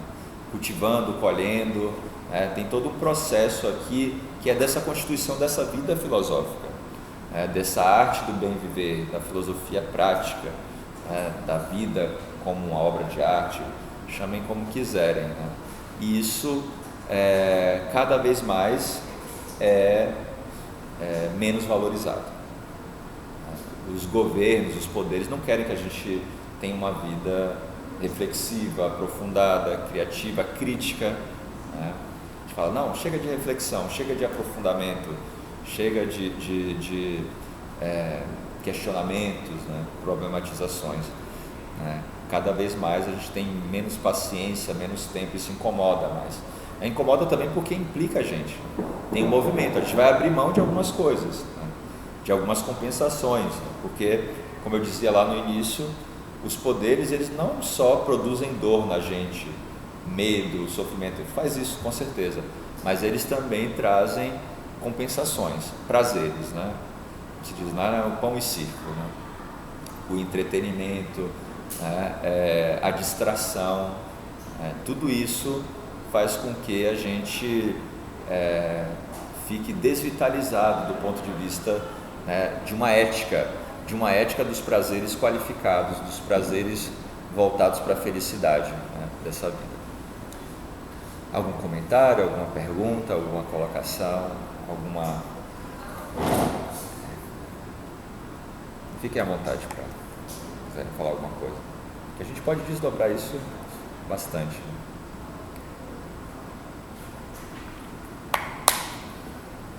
Vocês entenderam a noção de riqueza aqui para ele? Do bom uso das dores e principalmente da qualificação desses prazeres. A riqueza é isso. O rico é aquele que não tem o sentimento de carência. Até porque, se a gente observar, né, pensando ali nos prazeres não naturais e não necessários, aí alguém, vamos supor, né, não sei se vocês lembram da Betina, que apareceu no YouTube, né, ganhou 1 milhão, o pessoal começou a fazer meme até com isso. Vamos supor, a pessoa ganhou 1 milhão, ela pensa na riqueza. Poxa, se eu ganhei 1 milhão, por que eu não posso ganhar 2? Eu ganhei 2, por que eu não posso ganhar 3? Então é sempre, né, um desejo insaciável, né, esse desejo que não se sacia e que, ao não ser atendido, você vai sempre procurando uma dose maior. Então você não conseguiu, ou da comida, ou do sexo, ou da honra, né? As pessoas que, por exemplo, nas redes sociais imploram por curtidas, por likes, né? Vem um vídeo engraçado, reflexivo, mas se ninguém curtiu, se ninguém se inscreveu no canal, se ninguém, né, comentou a sua foto, se não te elogiou, né, aquilo causa angústia, sofrimento, né? Olha que ponto a gente chegou, né? Quando o outro determina a minha alegria, o meu sentimento, né? E isso tudo gera perturbação. Por quê? Esses prazeres não naturais e não necessários, eles não têm como se manter, não tem. A gente sempre vai querer mais e mais, a gente não vai dar conta, e gera muita angústia. Por exemplo, quem é rico tem medo de perder, e quem é pobre tem medo de nunca conseguir ficar rico. Então, em ambos os casos, isso gera angústia, né? Gera muita angústia. Da mesma forma, o reconhecimento, né? O poder, a honra, né? Você quer ser adorado, invejado, admirado, amado pelo outro. Mas se você não consegue isso, não tem as curtidas, seu canal não, né, a sua conta no Instagram, enfim, não tem muitos seguidores, sei lá, então você vai ficando angustiado, vai ficando triste, né? Só que são ações que independem da nossa vida. Tá, você pode até fazer uma coisa que atende a maioria, né, o que está na moda, né, mas não quer dizer que você vai conseguir, né, garantir esse sucesso. Tem N casos aí nas redes sociais, né, que alguém começa a fazer sucesso, aí os outros vão fazendo coisas muito parecidas, né, por causa do Luva de Pedreiro e por aí vai, né? Tem milhões de meninos que fizeram coisas parecidas, coisas até bem escatológicas, mas enfim. Mas é isso. Mas eu queria ouvir vocês dizer que vocês acham que é viável, vale a pena tentar experimentar isso, se faz sentido, né? Que a gente precisa de pouco para aplacar essa dor dessa vida. A gente pode chamar também de uma vida pautada aqui, claro, na sobrevivência, porque até, né, a gente poderia desdobrar isso com um autor, né, muito influenciado pelo Foucault, chamado George Agamben, né, um filósofo italiano, que ele vai falar, pegando termos da Grécia, que ele vai falar de de uma sobrevida, de uma vida nua ou vida besta, como Peter Paul Pelbart chama, um professor da Católica de São Paulo, de filosofia, uma vida besta, uma vida nua, né? Ou uma vida qualificada, né? Então, que tipo de vida a gente está falando, né? É uma vida que é pautada na manutenção mesmo, na conservação, ou uma vida ativa politicamente, eticamente, esteticamente, por aí vai. Esse é um outro desdobramento para a gente falar, inclusive, o que é natural, mas principalmente o que é necessário, né? Mas o que vocês pensam? Acho que é viável experimentar, e essa provocação hoje, né, dentro de um mundo da publicidade, né, dos investidores que dizem, né, só pensam no lucro, que se você não está investindo você está perdendo, né? Como é que seria, né, essa provocação, né, de confrontar, por exemplo, uma suposta felicidade a partir do consumo? Eu preciso comprar coisas para me sentir bem. Então, o que vocês acham dessa postura epicuriana? Essa temperança, a moderação, lembra muito a frase de Paracelso, né? Que a diferença entre o veneno, né, e o remédio é a dosagem. Perfeito. Não é a substância sim, mas sim a dosagem. Né? Ótimo. Lembra também a justa medida, né, de Aristóteles. Né? Mas eu acho que o mais interessante, por estar pensando um pouquinho na complexidade, eu acho que a proposta que ele nos traz, né, ter a consciência do aqui e do agora. Sim, perfeito. Né? Eu acho que vivenciar os pequenos prazeres do aqui e agora. Perfeito. Se eu estou com fome, vou comer algo para saciar a fome, mas aliado também, né, ao paladar, aliado a uma boa companhia, a uma boa bebida, no sentido não da luxúria, mas sim, né, da qualidade da companhia do momento, pensar no momento também. Né?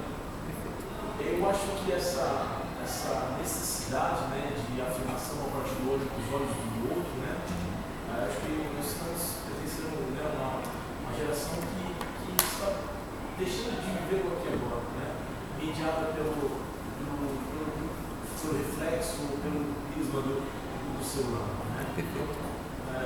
Eu estou aqui, né, mas eu não estou aqui de fato, né, eu estou de corpo e alma aqui, eu não estou sentindo, não estou degustando desse prato, né?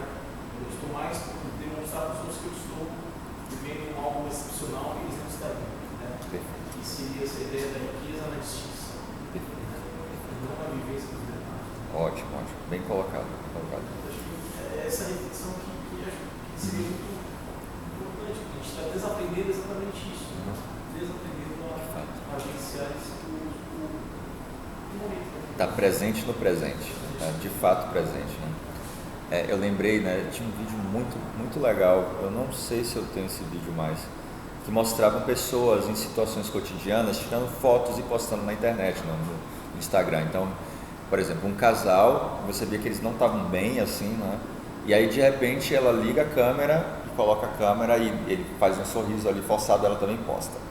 Aí depois tem um caso de alguém que compra um suco detox e aí começa a tomar o suco, acha o suco ruim, faz uma careta, mas tira uma foto antes e depois joga o suco no lixo.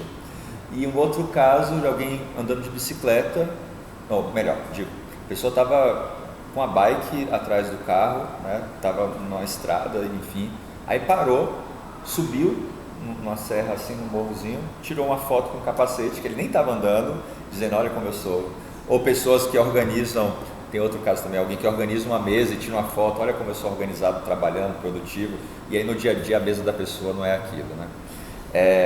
Tem essa questão de você, né, vender uma imagem, né, ilusória, enfim, que muitas pessoas até acreditam, isso produz inveja, né? As pessoas, nossa, olha, o fulano está fazendo isso, está bem no relacionamento, no trabalho, as pessoas mostram, né? E às vezes você nem sabe como é que está a vida da pessoa, né? Geralmente é o contrário, né?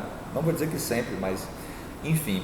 Agora você falou uma coisa importante que é, né, própria do epicurismo mesmo, que ele vai falar do presente. Ele vai dizer que o passado, ele foi, não é mais. E o futuro será, mas ele não é. Então o que nos resta é o próprio presente. Pelo passado a gente fica arrependido pelo que a gente fez ou pelo que a gente não fez, e o futuro a gente cria expectativas, a gente projeta coisas, né? Isso tudo gera também ansiedade, né? A esperança também, a gente vai ver que no Spinoza a esperança é algo que é perigoso, né? Ele vai dizer que é um problema a esperança. Então, são modos de não estar de fato no presente. E aqui é o presente qualificado, porque existe um discurso também, né, do inglês seize the day ou carpe diem, né?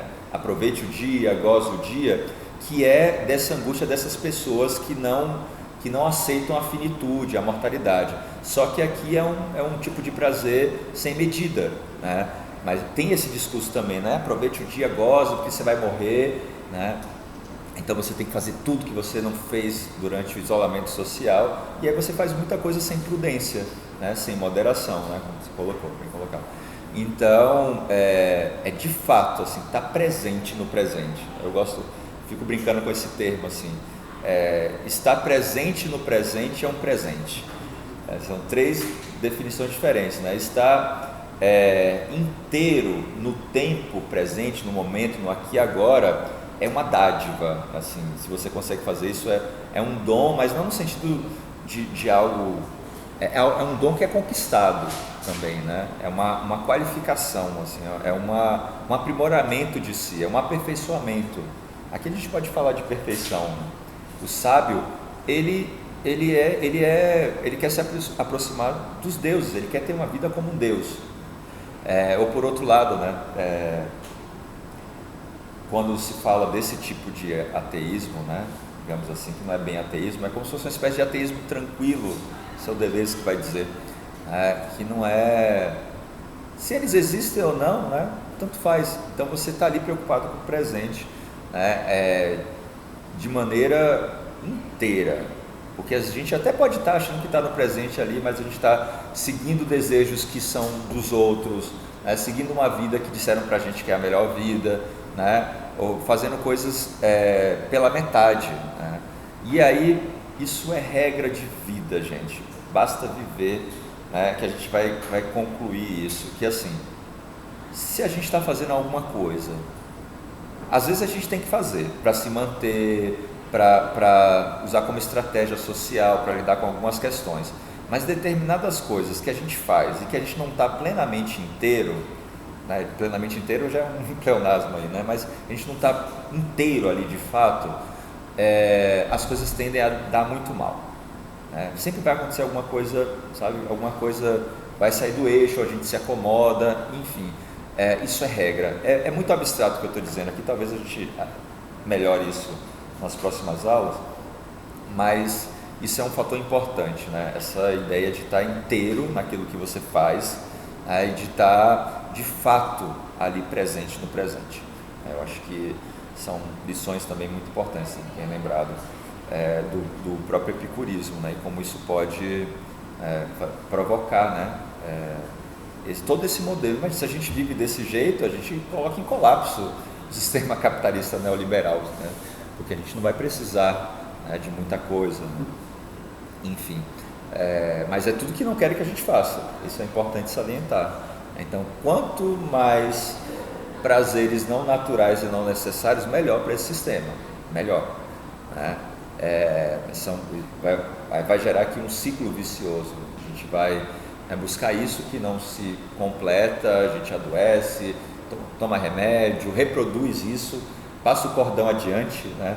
O Elias Canetti fala muito disso, né? Fala que a gente passa a corrente para frente do que a gente sofreu, né? Que é essa reprodução social, às vezes até de coisas muito condenáveis, como, sei lá, bullying, como trotes, né? Ao invés de quebrar, né, de romper com um ciclo, a gente reproduz, né? Se fizeram comigo, eu vou fazer com o outro também, por que não, né? Então a gente tem esse espírito, que constitui a nossa subjetividade, que é o espírito também da vingança, né?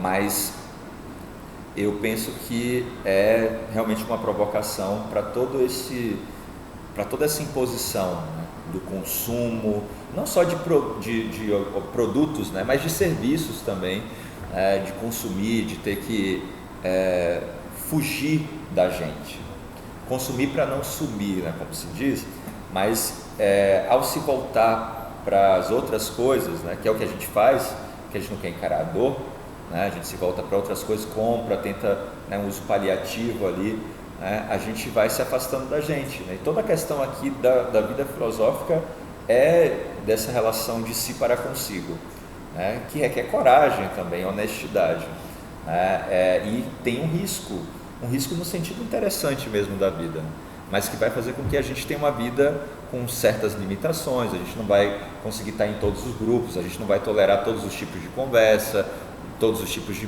né, de estilo de vida e tal. A gente vai ter um critério ali, né?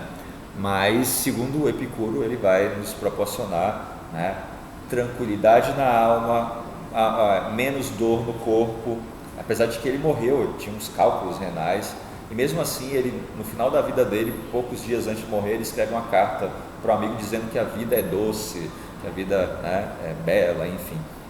Então, é uma maneira de lidar com a dor, de ter uma tranquilidade em situações de adversidade, de ter o domínio, o governo de si, que eu acho que é importante colocar, né? Você tem mais independência, mais autossuficiência, não precisa fazer coisas que você não, por vezes não concorda, mesmo que seja pautado naquela lógica de que os fins justificam os meios. Não, eu vou fazer isso daqui porque eu quero uma promoção no trabalho, mas você se humilha, você puxa saco ou tira o tapete, né? Puxa o tapete de um colega e prejudica um colega de trabalho, sei lá, né? Não, né? Você tem um outro princípio, que busca efetivamente, né, se possível, porque não é com todo mundo, a questão da afinidade, que é a própria amizade, né?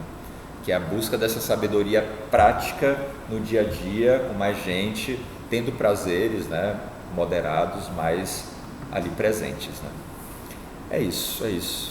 Se vocês quiserem perguntar mais alguma coisa, a gente tem um tempinho ainda, mas a gente pode falar de outras formas também. Quer falar um pouquinho? Não só um comentário que o senhor falava aí, essa questão do remédio, o remédio como centro disso aí, porque na ideia do remédio em si, de uma vacina, você está dando uma vacina contra a picada de uma cobra, você vai ao vender na cobra e traz. Esse remédio que você falou, que ele encarou esses deuses na morte, e quais foram as reações desses remédios, as acusações que eles sofreram. Sim. Então, assim, uma vez que aconteceu essas acusações, ele ficou imunizado, estava vivendo no seu jardim em harmonia com as amizades. Então, esse assunto ficou bem fechado, bem interessante. Isso. Até a questão de ser escravo do brasileiro, a necessidade também da gente esvaziar de coisas vazias. Exato. Porque, geralmente, esses prazeres, no fim, são coisas vazias que não tem fim último nenhum. Ótimo, exato, perfeito. Ele vai dizer que o excesso de gozo desqualifica o prazer. Às vezes você tem que ser seletivo. Mas essa ideia aqui tem uma estrutura, mesmo que fosse questionado, ele não escreveu muito, né? Ele não estava muito preocupado, a gente tem poucas obras, se bem que dos helenistas a gente tem mais coisas do epicurismo do que de outras escolas, digamos assim. Mas ele, de fato, ele estava preocupado com isso, né? Existe uma relação que ele vai falar da física e da ética.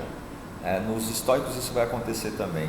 Então, você compreende a natureza, né, a vida, a realidade, né, isso, né, o cosmos, enfim, né, isso vai ter relação com a própria ética. Então a ética, ela necessita de uma física, né, de uma compreensão da natureza para evitar o quê? Né? A ignorância, a superstição, o medo, né, que são afetos, né, tristes, digamos assim, que produzem na gente sofrimento, né? Dores na alma, né? Talvez até piores do que as dores do corpo, né? Por isso que a gente está no momento, já era anunciado isso antes, mas a gente está no momento, né, de alto número, né, de casos de depressão, de ansiedade. São dores, né? Parte de uma dor, né? Esse desejo que não consegue desejar mais do depressivo, por exemplo, mas vem de uma dor, né? De uma grande frustração com algum projeto de vida. E esses projetos de vida que são colocados para a gente, assim, para o que é ter sucesso, isso daí é inacessível para a maioria das pessoas. Esse sucesso, por exemplo, quem são os grandes, né, as pessoas mais ricas, assim, sei lá, 3%, não sei, lá são poucas pessoas. Então é muita gente trabalhando para outras pessoas ficarem ricas, né? Mas a partir desse ideal, né, desse modelo, desse projeto de vida do que é ter sucesso. E ter sucesso aqui está principalmente voltado para os prazeres não naturais, não necessários, né? Honra, luxo, enfim, poder, riqueza. Tem um estudo que diz assim, eu não vou lembrar exatamente dos números, mas vai dizer que até um determinado ponto, assim, que você ganha X, você consegue viver bem. Mais do que isso já é desnecessário, né? Então, não é que, né, a gente faça apologia aqui, né, a miséria, enfim, mas a grande questão é o contraponto. Por que a gente valoriza tanto e busca tanto um modo de vida que é inacessível para muita gente e que, além disso, é pautado em exploração, né? Para enriquecer, você tem que explorar, basicamente, né? Então, quais são os critérios, né? O que a gente quer da nossa vida, né? O que é felicidade para a gente, de fato? Aí o Epicuro, eu dizia, né, antes, eu não terminei, porque é uma situação muito complicada, mas a gente pode entender que é isso. Quando ele via as pessoas fazendo coisas, né, sofrendo, porque estavam buscando esses tipos de prazeres não necessários, não naturais, ele sentia um certo contentamento do sábio que está indiferente, não necessariamente à dor do outro, porque não é pela dor do outro que ele está satisfeito, mas é porque ele disse assim: então essa opção que eu tive de vida, esse meu modo de viver, de bem viver, funciona. Então, de fato, se eu vivo dessa maneira, eu vou diminuir as minhas dores e vou aumentar os meus prazeres. Então, é nesse sentido, a gente faz isso na vida. Tem várias maneiras da gente aprender, né, na vida. A gente pode aprender vendo o que acontece com as pessoas, né, e é isso que ele está fazendo aqui, né, observando. A gente pode aprender lendo coisas, estudando, né, e aí evitando alguns problemas, mas o principal mesmo é viver, né, experimentando de fato, né, aquilo acontecendo. Então, sabe, ele contempla essas duas coisas. Ele vive, né, cultivando e colhendo ali no jardim dele, né, através das amizades, da sabedoria, né, do prazer, da reflexão, da liberdade e por aí vai, né. Ele tem de fato essa alegria, e ele vai observar, falar: quem não vive desse jeito está sofrendo, quem não vive assim está sofrendo. Então tem algo aqui, não é viver de qualquer jeito, não é de qualquer maneira, tem uma qualidade, né? Tem um jeito, isso realmente tem a ver com um bom uso que se faz da dor, mas também um bom uso dos prazeres, né? Da qualificação dos prazeres. É isso. Ok? Deu para acompanhar? Tá bom, não sei se vocês querem perguntar alguma coisa, comentar, mas a minha preocupação é essa: se ficou acessível, se deu para compreender, fazer relações. O objetivo, dentre outras coisas do curso, é esse, da gente fazer as relações. Falando um pouquinho sobre os prazeres, ainda falando dessas prazeres não naturais e não necessários, hoje em dia tem muitas empresas, muitas pessoas que trabalham, por exemplo, no Instagram, né? Então, consequentemente, elas têm que ter essa fama e esse reconhecimento, né? Para poder vender, para poder divulgar seus produtos e tudo mais. Então, dentro desse viés, essa situação seria também um prazer não natural e não necessário? Sim, com certeza, com certeza. Mesmo Com certeza. sendo um trabalho? Sim. Como forma de trabalho. Boa questão, boa questão. Porque assim, quem é que está ganhando dinheiro? Aí a gente tem que se perguntar, né? Porque às vezes você trabalha para o outro, né, enriquecer, não sei, depende do caso. Bom, vamos pensar, né? Nessa época não tinha Instagram.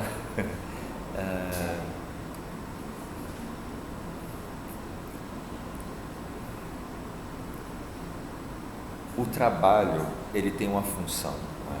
Dependendo do trabalho, de manutenção da existência. Para o Epicuro, você não precisa de muito. Nesse caso, se você está trabalhando, né, nas redes sociais, Você pode estar ganhando muito dinheiro, né, se for o caso. É um trabalho, você ganha muito dinheiro. Ele vai dizer, a gente não precisa de muito dinheiro para ser feliz, para ter prazeres. Então, nesse sentido, seria não natural e não necessário. Mas, dependendo do caso, dependendo do trabalho, né, se esse trabalho ele é para manter isso, manter o que vai trazer a aponia, né, a ausência de dor no corpo, a ausência de perturbação na alma, ataraxia, vale a pena. Mas não está no Epicuro isso, mas a gente pode pensar junto com ele. Vamos falar nas entrelinhas. A gente vai questionar o trabalho, né? Esse trabalho,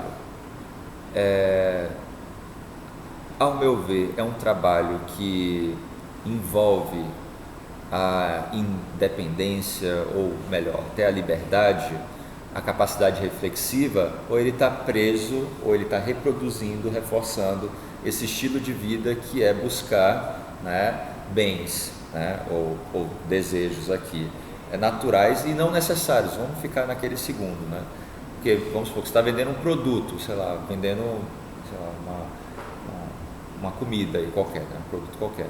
Eu preciso comer, mas não necessariamente isso, que é caríssimo, que é cheio de conservante, que é cheio... Então, eu estou de acordo com isso. Então, se você precisa de pouco, você pode ter um emprego que você ganhe menos e que você consiga manter uma vida frugal, né? Uma vida com prazeres, né? Mais leves, enfim. Né?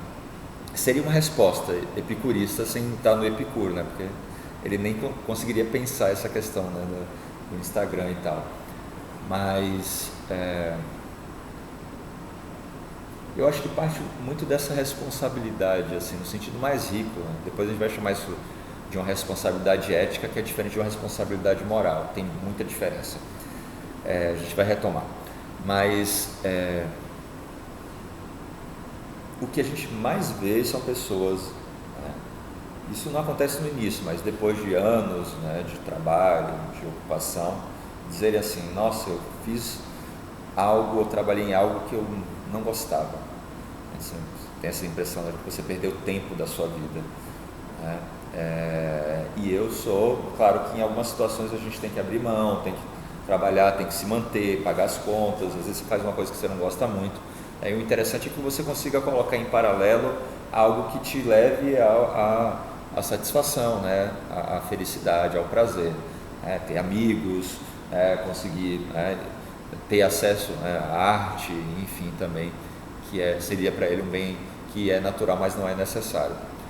Então, nesse caso, isso requer uma coragem, né, uma firmeza de ânimo, porque o Epicuro ele vai influenciar, por exemplo, o Spinoza, que a gente vai falar em breve, e não tem como não fazer referência, mas o Epicuro ele fala algo do tipo, quando você diz assim, tem determinados prazeres que não valem a pena, que é melhor negar, né, existe uma coragem em fugir de determinadas coisas.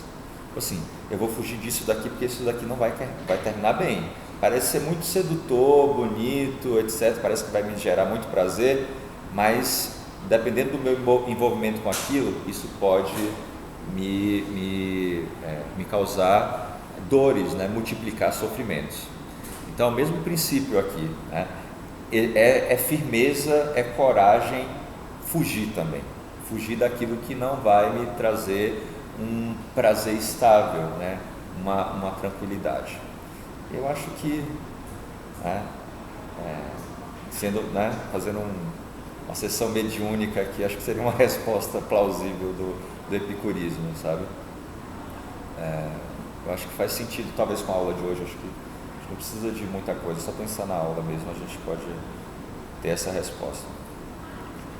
Que é difícil, né? A gente tem esse imperativo de que a gente precisa sobreviver, né? Precisa se manter e tal. Aí a gente pergunta até que ponto, né?